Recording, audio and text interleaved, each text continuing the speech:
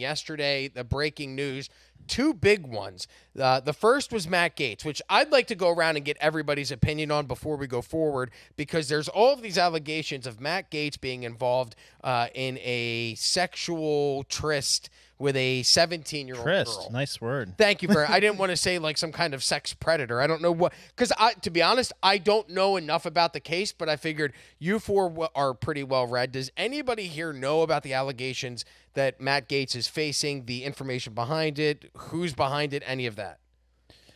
Yeah, what I know, what I've observed so far is that anytime it comes up, it's like on the heels of him making noise about something. So I've been suspicious about the legitimacy of it from the beginning, because you would think that if there was something serious of it, like anything of weight, that it would be a big deal and that it would be pushed forward, but it really kind of just pops up anytime that he becomes an inconvenience. So I'm really excited about this pick, because I think we're at war. We need somebody who's fully committed to Trump and somebody who's going to, go after who we need to go after and not hold back. Like Bill Barr last time was a disaster. He was more of a nuisance to Trump than an ally. So I love the pick. Now, Kevin McCarthy said yesterday that it will not pass and the vote will get overturned. Do you guys believe that Kevin McCarthy is right, or do you believe that that's Kevin wrong. McCarthy continuing his... Rob, I think he's wrong, because did you hear what John Thune said yesterday? Or is it John Thune? Thune's the last name. So he was on Fox News and he said that they're going to they could do the recess appointments where they aren't even in session, so he's on board with that, and they're going to do whatever they need to do if the Democrats become inconvenient with it. So it sounds like he's fully on board MAGA all the way. And besides, Rob, you were in the vault on the PBD podcast when Kevin McCarthy said Matt Gaetz is a pedophile. Yes, he said, "I don't hang out with pedophiles." Yeah, was the exact quote. And for me, it's like, okay, if you were, we go back to this. It's when Reid Hoffman was accused of being on the Epstein list by Elon Musk when he sat down with Tucker Carlson. Tucker Carlson literally said that Reid Hoffman and Bill Gates were on the Jeffrey Epstein lists, which is why they were donating so much money to Kamala Harris to keep that information from going public. If somebody makes that outlandish claim about you, I would think that there'd be legal repercussions against you to do so. So Kevin McCarthy comes on PBD's podcast and says, "I don't hang out with pedophiles," when he's asked about Matt Gaetz. Could you think of any reason why Kevin McCarthy in particular might be somewhat sour grapes? Matt Gaetz got him kicked out of the Speaker of the House. For the information that I have, this delegation from 2021 and the DOJ investigated and didn't pursue charges. DOJ and the House Ethics and you have to understand that that's not Trump DOJ. That is the Biden-Harris administration Department of Justice, which we know likes to target their political opponents. Yeah. First of all, I say the choice was the greatest choice out there, because it's making faces melt. I mean, you could have gone with someone who would have pissed people off anyhow, like a Paxton or a Bailey. To go with the Gaetz is a big fat middle finger. The allegations against him, they're years old. They were thoroughly investigated. I say it's the risk of being a single adult male in the dating verse. Is that, bad things happen. Get married young, keep your schmeckle in your pants, bottom line. But it was bull crap from the beginning. And then they investigated it. They did not pursue the charges because there were credibility issues. It arose the last time in 2021. I forget what was going on then. It was politically motivated back in the day. It arises now on the eve of him being appointed or named to be the next attorney general. It's just the same old weaponization over and over again. Now, Trump has been victim of it. Gaetz has been victim of it, and put him behind that seat, and he will open up the doors and expose the skeleton. So back to my question about the lawsuit. Okay, if you're to go out there and say that this guy's a pedophile, and I don't hang out with pedophiles, and then the assumption is that you're calling that person a pedophile, in order for there to be some type of actionable claim, there would have to be a show of damages, correct? Yeah, no, calling someone a pedophile would be defamation per se. I mean, you wouldn't have to show damages, I don't think, because you have to show some. But it's objective defamation on its face to call someone a pedophile. So is it especially in the absence of a conviction for pedophilia? So is it that you're just going on this route, right? You're going from a congressman to now attorney general. Why even deal with the bullshit and go backwards and deal with that legally? It doesn't matter. Call me whatever you want. I'm going to be the attorney general in 60 days from now. And it brings more attention to it too if you try to pursue defamation on it, right? Like, I mean, it's probably one of those things you don't want floating around in the news, and that the you're being called spoken. That. It's a wrap. And now Gaetz will have the power to pursue the Epstein list, right? More so than anybody else in the world. Correct? Absolutely. I mean, I believe so. he will be able to expose a lot of the weaponized aspects of the Biden administration. But no, as for suing for it depends who called him a pedophilia, because public figure, you have to show actual malice. If it's a member of government, you might have some sort of immunity. So it's not worth pursuing it. It was dropped or not pursued 3 years ago. They just bring it up now to try to besmirch, but they're going to do that for anybody and everybody that Trump picks for one reason or another. Well, and Trump made a bunch of picks this week. Marco Rubio is now Secretary of State. What do you guys think about that? Well, we did a show yesterday with Brandon, and I have a hot take on this. Yeah, it's a right? good point. Everyone is mad about it because he's a little bit of the establishment Republicans, but him picking a Latino, Spanish-speaking Secretary of State is very important for the tone that the government is setting. Our biggest foreign policy problem is not in the Middle East, even though some people wanna make it a big deal. Our biggest problem is Mexico. All right. So this guy is up. Because I know, this guy is up to date with everything that's happening in Latin America. He's been very vocal about all the issues that are happening in Latin America. And we need someone to talk to the Mexican government. I mean, I brought it up last time. The Mexican president, that lady, she told the world that she wasn't going to recognize Trump as president until the last vote is counted. She's talking big. And she has a huge mess in Mexico. We're talking about cartel walls that never been at this level ever before. You have 2 full-feature armies with training, with tanks, killing each other in Mexico. And the biggest killer of Americans right now is not terrorism, it's fentanyl, all right? We're talking about 200,000-ish a year Americans that die on American soil, plus all the rape, all the murder, all the crimes. So I think even though he's not my ideal pick, I think it says a message for the tone that we're going to fix the border internally and externally. Why were people mad about the pick? Because he's a loser, but I think the big Because remember when Trump called him Little Marco? Yeah, that was my favorite Little Marco. The most important part about this, though, is who's being mentioned to be the new senator for Florida. Because think about senators, that's a sweet gig. You could be in a Senate spot for 30 years. And that gets appointed by the governor, correct? Yeah. Until the next election. Yeah, and they're talking about Laura Trump. So Laura Trump could be in that seat for 30 years now, or whenever until she chooses to Of run course, for they're also something bigger. floating Hulk Hogan. So Come on, brother. That would Are be you serious? okay. No, nobody is seriously floating Hulk Hogan. There is an online movement trying to get Hulk Hogan. First of all, nobody floats Hulk Hogan. Hulk Hogan floats you. No, but then when you do things like that, it makes a mockery of the entire process. So even though it'd be funny, Our reality TV show host, President-elect, has kind of already set the tone for that a little bit. yeah, but is he still reality television star, or is he no, former he's a president serious of the United person. No, he's a States? serious person. There's no So- reason a Hulkster couldn't step up into that. one question Laura about- Trump would be better. One but- question about Marco Rubio's seat, something I read on the internet yesterday, but who knows if that's whatever. They said, could Governor DeSantis recommend Governor DeSantis for the or for the senator's position? Good question. Could he do that? Because what's his move after being governor? Because Rick Scott did it pretty smartly. He went from being governor to being senator. He could be in that seat for as long as he wants to now, because there's no term limits on senators. So I don't know the answer to that, whether or not he could, but I think my bet would be Laura Trump gets it, and I think that was the biggest incentive to I put think Trump, legally to put what's his name there. I think Put legally Rubio there. DeSantis has to fill the seat within a certain time frame, so he can't just hold it open for himself 2 years later. According to VTnews.ai, by the way, if you're not on VTnews.ai, show the lower third, Jeremy. Just kidding, we didn't have that ready. But if you're not on VTnews.ai, you can subscribe and use the AI chat platform. And it says right here, in the United States, a governor cannot appoint themselves as a U.S. senator due to potential conflicts of interest and legal or constitutional restrictions. Vivo, you Yeah, were I was going to say I'll steel man it. And by the way, this cold coffee, or what is it called, cold brew, Yeah. is delicious. The steel man of why people don't like Rubio is that he's a deep state war whore. I mean, he was out there. In the kids use the word shilling for the war in Russia. His exchange with Victoria Nuland was amazing. Whether or not people want to think it's like 4D chess, where he got Victoria Nuland to admit that there were biological weapons in Ukraine, but she says it was biological research facilities. But then he's like, going out and saying, so if there's an attack, it was 100% the Russians that did it, so we can go to war with Russia. That's why people don't like him. Bottom line, he's proven a loyalty to Trump, and if he's disloyal, they'll fire him after if he gets appointed. Laura Trump will be the new senator, and Rubio will be out, and they'll find another one. So it's 4D level chess in all respects, but he's proven his loyalty in the last year, and I think that's what Trump is looking for now in his cabinet members. So let's go to the big announcement from yesterday. Robert Fitzgerald Kennedy Jr. now going to be. Oh yeah, there it is. Look at that. That's America. That's the moment that I was like, all right, I'm all board on MAGA. Yep. It was after Trump had gotten shot.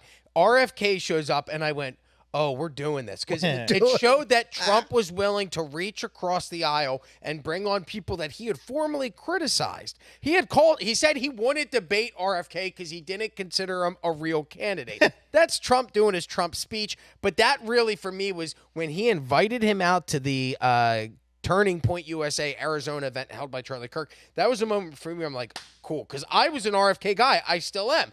Part of what I liked about RFK was the idea that he wants to make America healthy again. That's one of the main things that he was campaigning on. Well, yesterday, Donald Trump announced RFK Jr. as Secretary of Health and Human Services. Do you guys like the pick? Oh, yeah. The pick's amazing. That's actually the only position I would really want RFK in, because his health positions are really the only thing I fully agreed with him on. Everything else, socially, economically, he had Democrat positions from 15 to 20 years ago. I did not like some of his stances when it comes to transgenderism. Yeah, I can say that and when we the had him on the environment. podcast. You and I, A little flip-floppy. yeah. we talked a lot about how he presented a lot of problems accurately and had no solutions. He would do these videos where he points out all the problems, but he can't really solve anything.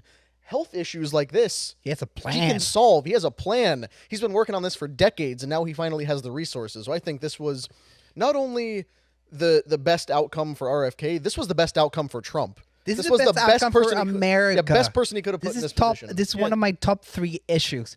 I sent production the picture. Like, I put on 90 pounds eating exactly the same thing here. Like, exactly the same thing. Like, I'm a very low carb guy. I was keeping my weight, struggle, but I was keeping my weight. Since I've been here, they add so much sugar and shit to everything. And it really does. It doesn't just affect. This is something I work out a lot, but I have a very, very bad diet. And I know that part of everything, Humberto, my mental state, how tired I am, my testosterone levels, all directly goes back to not how much I'm working out, how much I'm putting into my body. And I often, there are days where I feel like shit. And I'm like, why do I feel like shit? Well, I ate like crap for the weekend. So it doesn't just affect your actual physical body, but it also affects your mental state.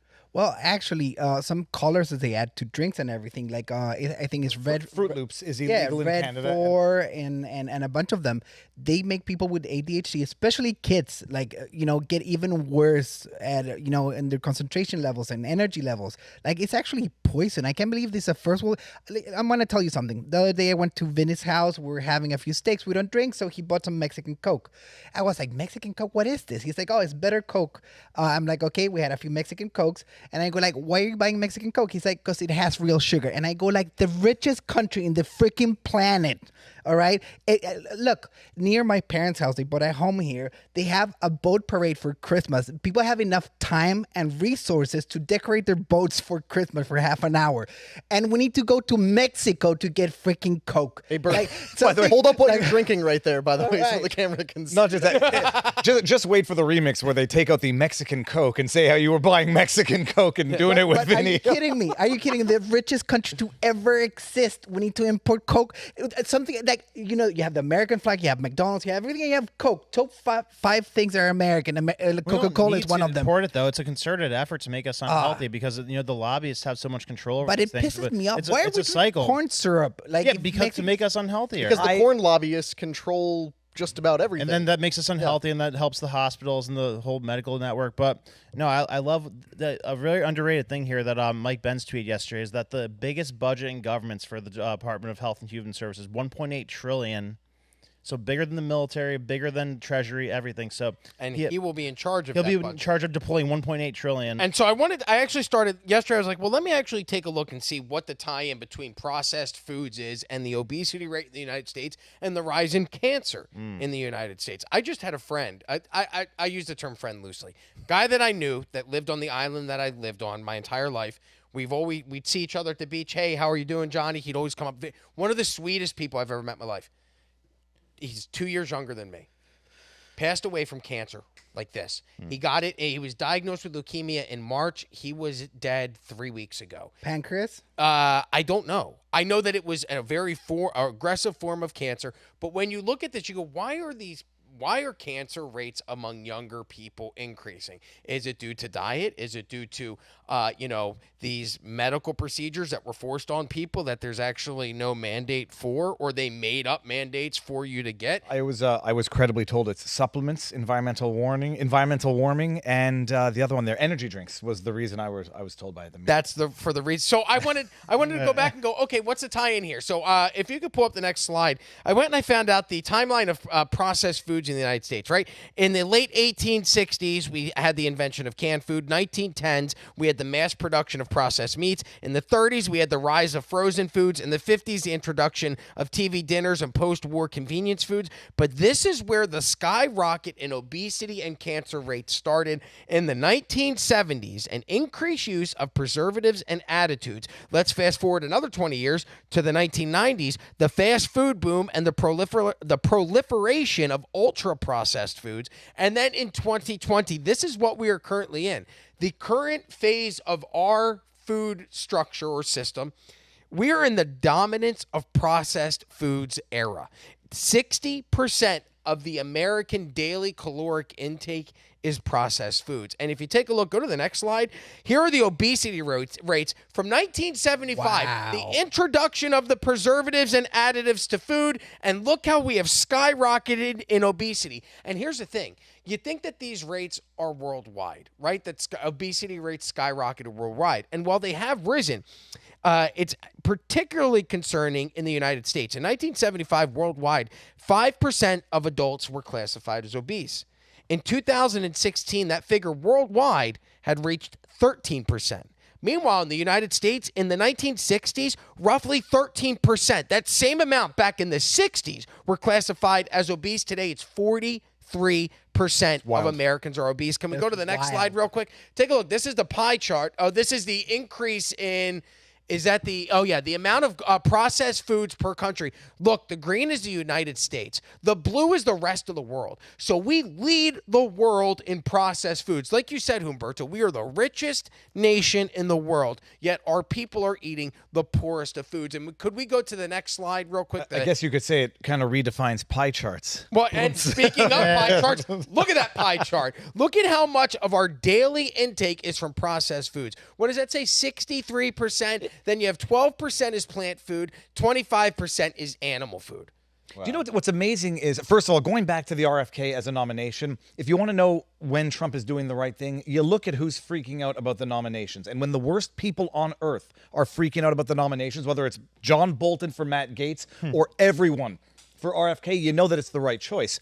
Nobody freaked out when Rachel Levine was never Secretary of Health and Human Services. She was Assistant Secretary. Nobody cares when a so-called transgender man, physically unhealthy like you've never seen, is involved in it. Nobody complains about that. Then it's like fat shaming. Then it's how dare you make transphobic. How dare you not think that this man, woman, lady thing is not qualified for their job? No. And then when you have Michelle Obama talking school lunches, it's good for her. It's a good initiative, even though those lunches were brown in color, uniform, disgusting slop.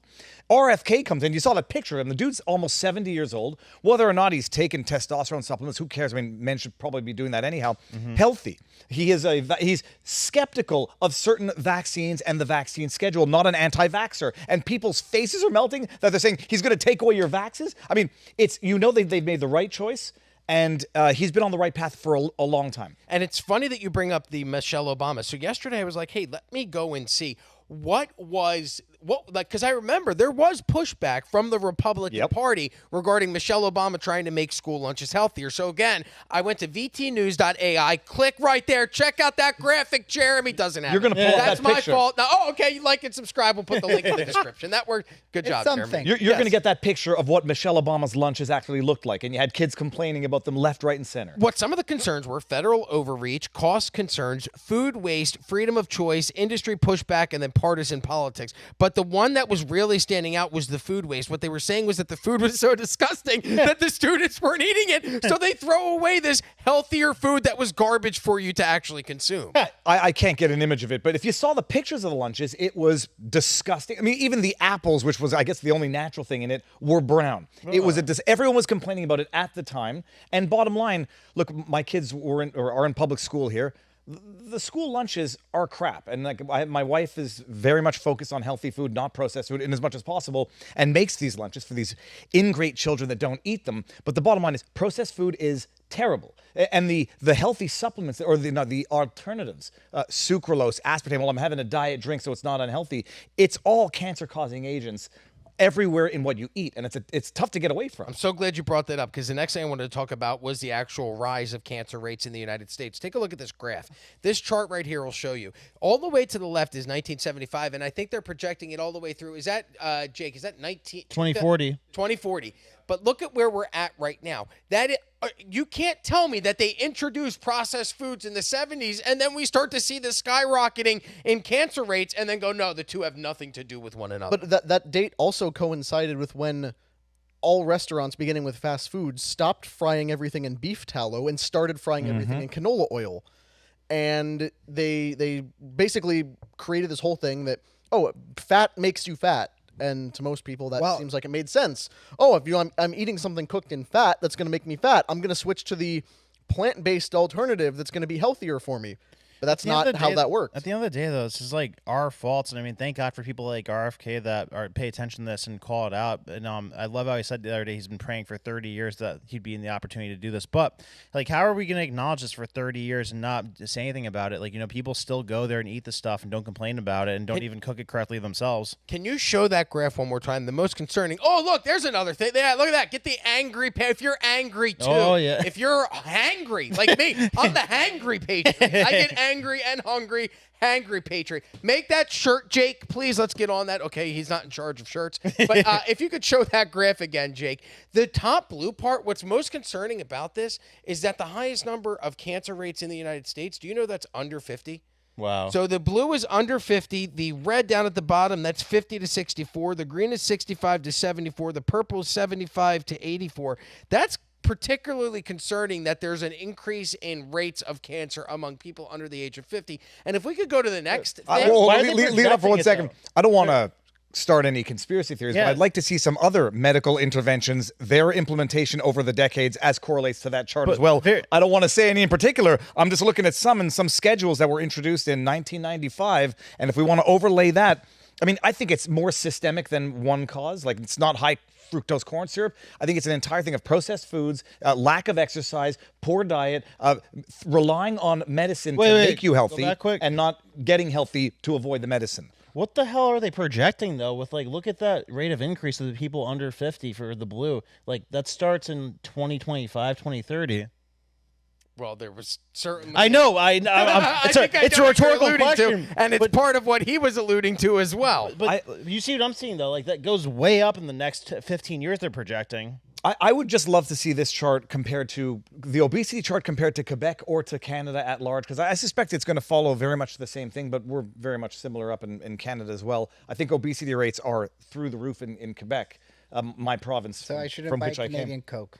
No, I do know as a matter of fact, because my wife was just in Canada, that the ingredients in the Fruit Loops in Canada are different than in America. They don't have that red dye and a bunch of other stuff. And the discussion of RFK and the fact that we're all, more on the conservative side of things, talking about how we're happy this former Democrat is now about to run our health policy, it really shows how the parties have switched. And if you went back 10 years, you would not hear Republicans saying we need to make everything healthier, we need to get preservatives out of school lunches. Like those were crunchy liberal mom Democrat talking points. Like these were women who shopped at Whole Foods and bought all natural deodorant and still smelled bad and that kind of thing. All right. But now all of a sudden, it is a right-wing thing. If you talk about seed oils, it means you are a red-pilled right-winger who spends all their time online. And we're happy that RFK is now in charge of these things, but there was no communication. Suddenly the left moved over to be all in support of Big Pharma. The right moved over to being anti-Big Pharma.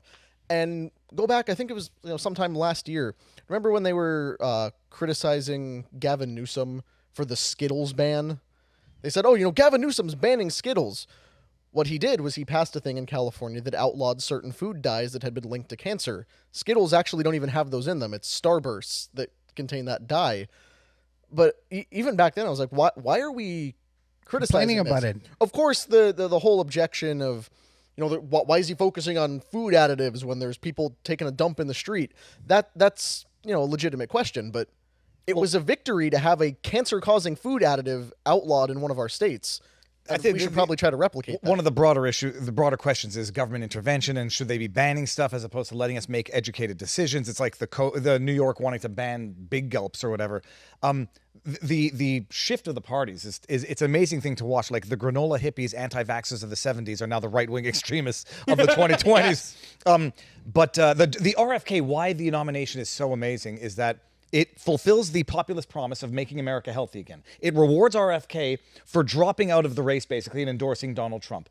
And anybody who has any problems with RFK's position on abortion or a Second Amendment issue, historically, because he's evolved a little bit, no, don't have to worry about that. He's not going to implement those policies. He's going to make America healthy again and not take your gun, so you don't have to worry about that, and not have anything to do with abortion. So it's glorious. It's amazing. Everyone who supported RFK, who might have been reluctant to join the alliance, is probably rejoicing today. And one of the things I'm most excited about, I also went to vtnews.ai. Jeremy, don't worry about the graphic on this one. Pull this up if you could, Jake.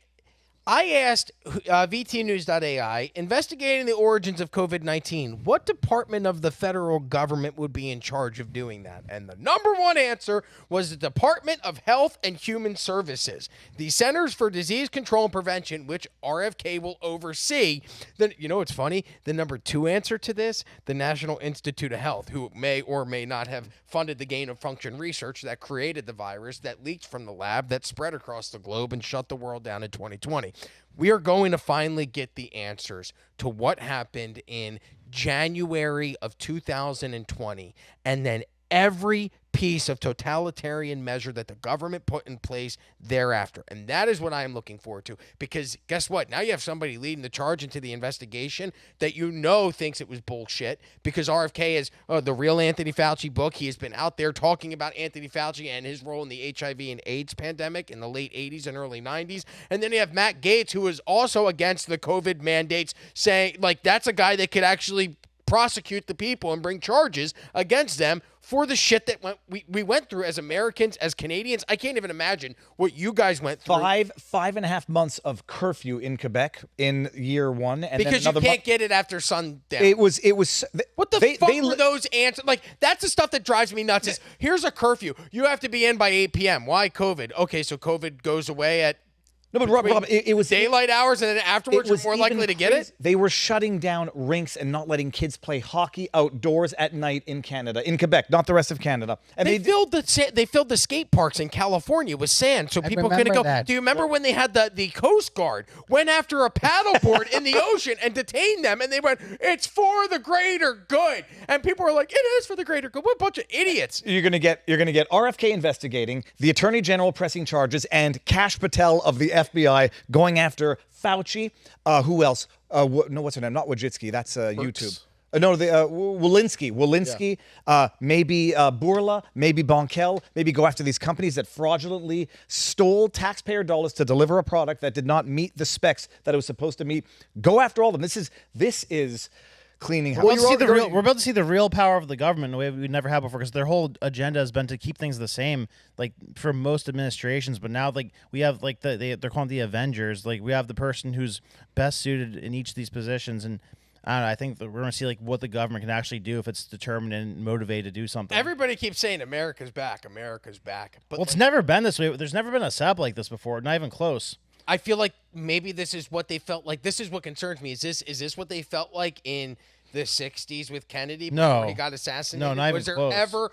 Because it feels like we're on the cusp of a revolution. But think about- But the revolution is that the government is Back in the hands of the people. revolutionizing themselves. But think about it, like, there's never been a time where somebody was president, then got a break to think about it for 4 years and like exactly who would be best for what, and then have the chance to do that again. So that's what we're to say. Like, you're the first time you're president, don't get the chance to go into it strategically, and then your next term you keep some of the same people in place and whatnot. But there's never been a step like this where like he's coming back with a vengeance. Well, there was Got Grover to think about Cleveland, it. but Cleveland didn't really come back with a vengeance No. and leave an enduring historical legacy. Trump might be about to, and And the as way soon- it all yeah, happened. as soon as RFK got appointed, Pfizer and Moderna stock tanked. All of them did. I don't know if you saw the All charts. pharma Yeah, stocks. but it was straight down. Novavax Biotech 7% down. Moderna stock 5.6% down. Sanofi 3.4% down, and Pfizer took the lesser hit at 2.6%. Well, Pfizer took the lesser hit because they've already tanked over the last year because they've Moderna only had one product that they ever brought to market, and it was this.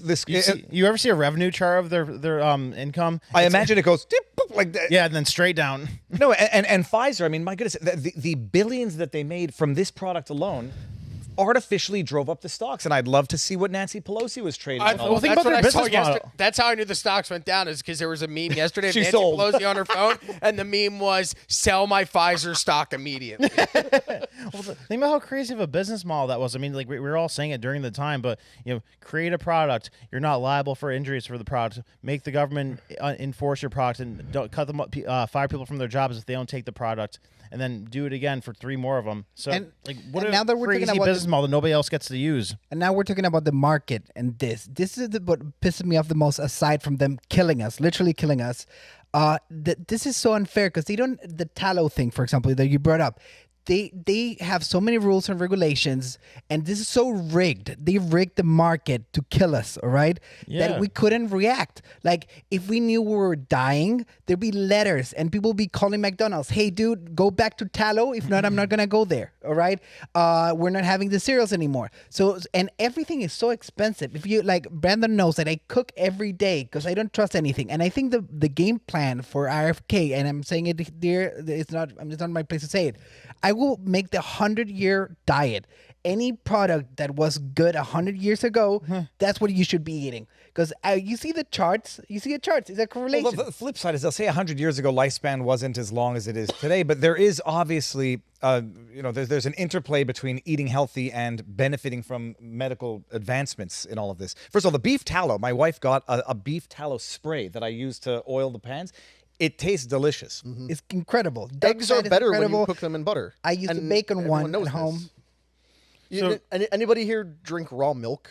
By the way? I tried it. I actually tried raw buffalo milk, and it was Only delicious. breast. Go ahead. Why though? Have you ever A man tried? of quality, I Yes. Have you No, ever- straight from the tip. Rob, don't joke. Have you ever tried breast milk straight from your wife's breast? When the baby, yes. At one point, when our 5-year-old, yes, not at 5. Hold on. When our 5-year-old was a baby, I was like, well, I want to see what the fuss is about. And then she's like, you're not going to nurse off my nipple. And I said, well, let me take a sip out of the bottle. And It's warmer and sweeter than regular. but my head, I was like, oh, I shouldn't be doing this. So it made my mentality made me think it tasted gross. Well, I got a funny story which I may or may not share at some Well, now point that we're during this down episode. this Now rabbit we're hole, like, I'm about to have a who's gonna baby. know? Okay, and so I've already put in a request. Fair warning. Nobody else gets to try it, but when it's your wife, it's like, but why not? Well, here's how. I'm curious. When my I'm not gonna wife eat my cornflakes out of it. No, but- well, you won't. That'd be good. First of all, you got to get the milker thing, and it's like actual something you'd see on a cow, and it goes, and it sucks the milk out of your wife's boobs. When our kid wasn't latching properly, and so she was like, eventually just actually bit portions of the nipple off, and so the doctor said, air it out and give it some sun, and my wife is tanning and getting sun, and then like one of the glands just pops a leak, and it's just start literally spraying milk into it. Like, wait a minute, don't do anything. And then I get under there like a faucet, and I tasted it. It was warm and sweeter than regular milk. TMI. So what were we saying before? Oh no, but back to Pfizer for a second. The stock tanking and having. It's good that every woman who works for or appears on this show is gone this week. And now it's just gonna get really Are dark. you saying we would have tried to milk them? No, I'm saying they would have been very uncomfortable with Look, this conversation. if it was any good, with the Chinese encampments in China will be milking ladies there because there's slaves in China. I do you just know need to they're say not? that. I don't know. If it was a big product, there'd be a market for Well, All it. right, okay. back to Pfizer. Hold on. Back to also last word of advice. Those milkers, they have a like a scale of 1 to 10. Do not start it on 10. I can tell you. All right, back to Pfizer and RFK Jr. Now, Robert Barnes, the guy that I do my Sunday show with every night, we have a beautiful locals community. He's representing Brooke Jackson. She's one of the Pfizer whistleblowers. I think we might have talked about this at one point during the 99 episodes. He was representing her in a qui tam lawsuit, basically for fraud against Pfizer. The government didn't want to get involved. And for obvious reasons, whether or not they were part of the fraud with Pfizer, as in Pfizer saying, we're going to deliver a product, it's going to be a vaccine that's going to prevent transmission, going to be safe and effective, and whether or not they delivered that or something totally opposite to that, whistleblower Brooke Jackson files suit. Government says, we're not getting involved until 2 years later when the Biden administration gets involved and says, now we're killing the lawsuit because we don't want this to go to discovery. We don't want to whatever. Get into that lawsuit. That lawsuit is currently under appeal, at least the dismissal of it. It's a qui tam to reveal the fraud that Pfizer perpetrated, if not against the government, certainly against the American people whose tax dollars were financing their business operations to provide a vaccine that was safe and effective, and whether or not they produced that is up for debate. Well, how about the head of the FDA used to work at Pfizer during that time, or whoever had to approve the vaccine for use from the people? Like he used to work at Pfizer, and then he's the person who gets to decide if the people could take the vaccine. But there was a chart that was floating around on social media that showed every single person that was involved in the FDA and the Department of Health and Human Services, and then what they go on to do afterwards. And it's big pharma, big pharma, big pharma. None of it's like cam girl, unemployed. It's always big pharma. It's like we regulate all the things that are counterproductive to the economy, then we don't regulate things that are detrimental to people's health. It is what RFK described in his book, The Real Anthony Fauci, as regulatory capture. And I think Trump has put forward a plan that you're not going to be allowed to work in these businesses for a certain amount of time after you leave certain industries. Cool down. It's regulatory capture. It's not specific to pharma. It's the way the system has been corrupted now for the benefit of private enterprise that works in collusion with the government. So one of the things that I'm very excited about, because you brought up Anthony Fauci, do you believe that Anthony Fauci, now that we have RFK that could lead the investigations and we have an attorney general who could prosecute, do you believe that Anthony Fauci will be brought charges? Will there be charges against Anthony Fauci? Because I was looking up how much we talk about Elon Musk and Vivek now taking control of the Department of Government Efficiency, correct? Oh, yeah. It's Doge. Do you know how much money we spend annually on providing Secret Service to Anthony Fauci? Any idea what we pay per year? $3 mil? 7.5 million. Wrong. Three. Wrong. 100,000. Wrong. Way off. $14 to $15 million a year kidding me? between January 4th of 2023 and September 20th of 2024. We spent approximately $15 million on Secret Service protection for Anthony Fauci. Wow. Why? Why does Anthony Fauci need Secret Service protection? Why? Like, guys, have you ever heard? No, but like who else gets that aside from ex-presidents? And their crackhead children, because we've seen when Hunter Biden goes to court, there's a parade of Secret Service vehicles that you're paying for with your tax dollars. You are. I am myself as well as you at home. So now we have a person who wants to investigate the origins of COVID. We have somebody who wants to bring charges against people who were involved in the origins of COVID. And we have a Department of Government Efficiency that wants to crack down on government waste. And I can't think of anything more wasteful than that fuckhead walking around protected with our tax dollars. Oh, Rob, I think he's going to flee the country once this administration gets in. Well, I've got my theory. My operating theory is that Biden's going to maybe issue some blanket pardons for a number of people who fear a Trump reprisal. So federal agents, maybe federal employees, pardon Hunter Biden, pardon Donald Trump as like a reconciliation, pardon himself. Fuck that, man. I want vengeance. No, and I don't know I want every single person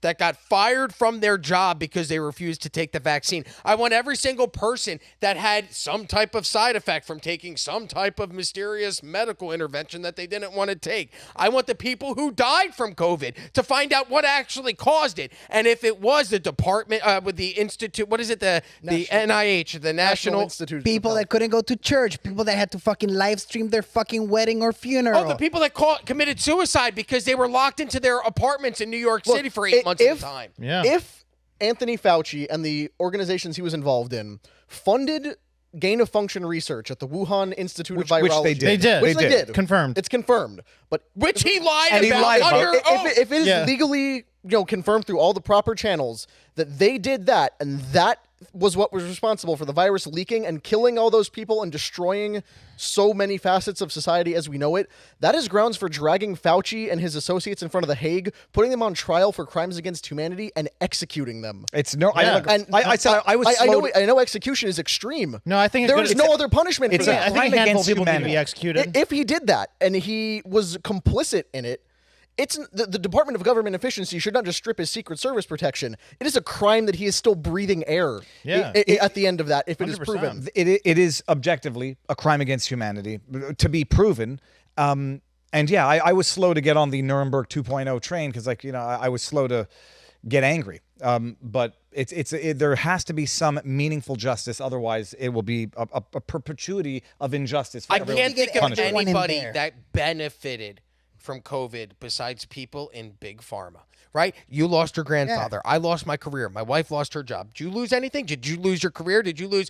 What year did you graduate college? 2018. But I quit my job, though, because of the vaccine. Okay, so you lost your job. Connor, how were you affected by the COVID-19 pandemic? I mean, it pales in comparison to what you've just mentioned. It was really difficult to plan a wedding when try to start my life independently. All right, so get an we apartment. all get retribution. They all suffered Connor, more. not so much. Look, I never missed a day of work. I say or I'm was pressured into it. So fortunate in that I say fortunate to some extent, but my grandmother died of loneliness. Not my grandmother-in-law, my wife's mother.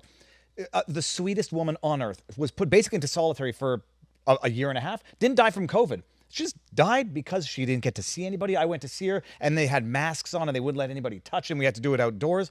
The people who died alone, I had to attend an uncle's funeral by frickin' Zoom because of limitations. No, it was psychological torture. They turned homes into prisons and families against families. Well, If you're in the them- chat, right now, I know we got to wrap up, and then we'll move on to the next. We're going to go to Viva next. If you're in the chat right now, you're watching. I want you to comment right now. Do you want justice for the American people, for the world? Do you want Anthony Fauci and the people that may or may not have been behind this pandemic investigations pending to be held accountable? Do you want them to be prosecuted, or do you believe that at this point Donald Trump needs to be the person? What did you call him? The person that is. He's unifying, and he's forgiving. And do you want to see these people pardoned, or do you want to see these people held accountable for what they took away from you, from the people that you love and care about? All right, let's move on, because we are on. It's not just we're going to hang Anthony Fauci coming January 21st. Fuckface Fauci. So if you like this clip, click right here. And if you want to see more like it, click right here. Stay angry, Patriots.